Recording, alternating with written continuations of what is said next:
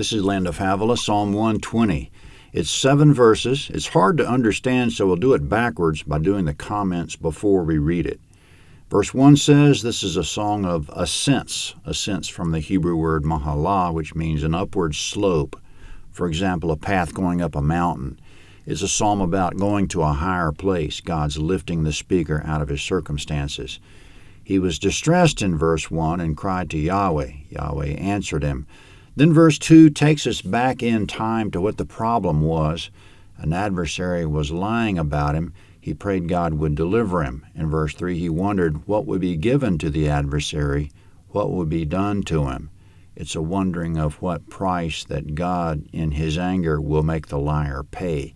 In verse 4, he says the liar is mighty and has sharp arrows. And there's mentions of coals of juniper, also translated broom tree, which according to the NET translation notes was used for making charcoal. In turn, the charcoal was used for forging arrowheads, so the adversary was shooting arrows at the speaker. The arrows were lies. Then in verse 5, quote, "Woe is me that I live in Meshech, that I dwell among the tents of Kedar."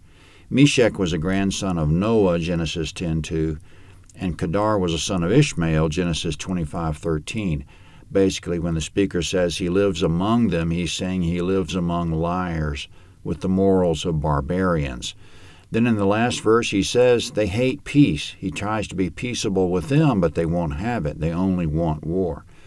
The speaker could be anyone who's accused, which is all of us, because Satan accuses us before God night and day, Revelation 12:10. And Satan's behind the lies of men as well. He's the father of lies, John 8:44. So the adversary in this psalm could be Satan, or it could be any person who lies about us. But we just want peace, as the psalm says. That completes the comments. Now here's the entire psalm. Verse 1, a song of ascents. In my distress I cried to Yahweh. He answered me. Deliver my soul, Yahweh, from lying lips, from a deceitful tongue. What will be given to you, and what will be done more to you, you deceitful tongue? Sharp arrows of the mighty with coals of juniper.